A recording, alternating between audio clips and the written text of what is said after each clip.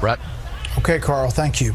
Tonight, part 3 in our series looking at how Bill and Hillary Clinton used the Clinton Foundation to further their professional and personal agendas.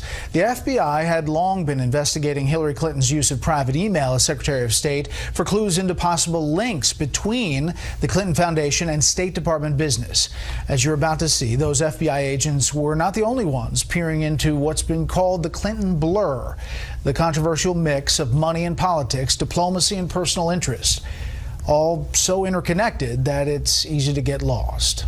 It's so hard when you look at the Clintons to try to figure out where the charity ends and begins, where their profit-making ends and begins, and where their official powers as Secretary of State or Senator ends and begins. And the problem is they all get blurred together. Peter Schweizer, author of Clinton Cash, took us through a number of these cases.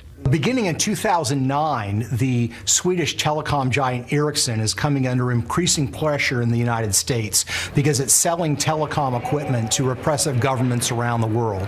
In the midst of all of this, they decide to pay Bill Clinton to give a speech for the first time ever. They pay him a whopping $750,000. Soon after, Hillary Clinton's State Department urged new, broader sanctions against Iran. But the guidelines did not include telecom, which is Ericsson's business. Ericsson told us President Clinton was chosen for his perceived strong attraction power and selected from a list of many potential speakers with crowd pull. The company has told Fox News the conversation regarding Iran had no impact on this decision.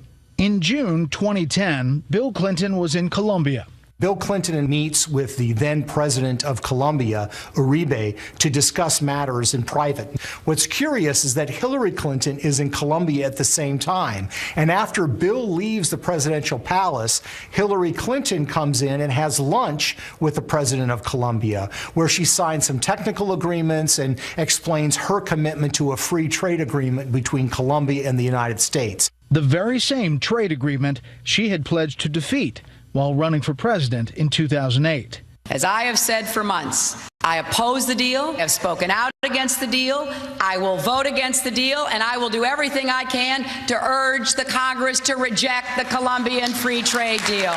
Also in Colombia with Bill Clinton was Frank Giustra, a billionaire businessman and family friend. Let's go down the timeline as you have it. Frank Giustra, a Canadian billionaire, arrives in Colombia with Bill Clinton on June 8th, 2010. Hillary, at that same time, meets with President Uribe. What's troubling is in that the days that follow, Frank Giustra, who is one of the largest contributors to the Clinton Foundation, sees not one, not two, but actually 3 of his companies get major concessions from the Uribe government in Colombia. Neither President Uribe or Frank Giustra ever responded to our requests for comment. In May 2015, Giustra did release a statement that said, in part, suggestions that his contributions to the Clinton Foundation were made to further his business interests are not true. After the 2010 earthquake in Haiti, the Clintons pushed for a wireless, phone-based money transfer system, a useful way to allow friends and relatives to send money into the ravaged nation.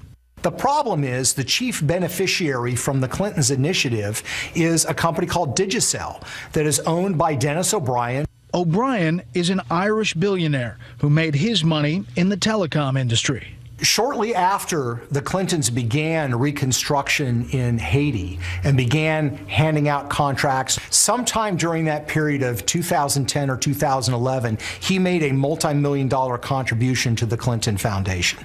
Digicel told us they, quote, entered the Haitian market in May 2006 via a legitimate license tender process and built a very successful business from that point on.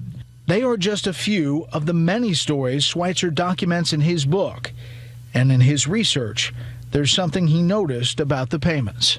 Bill Clinton's average speaking fee is somewhere around $175,000 to $200,000 over the years. The problem is that once Hillary becomes Secretary of State in 2009, the number of big paydays where he gets paid $500,000 or more to give a speech, one speech, overseas, increases dramatically. Up next, I'll go over to the big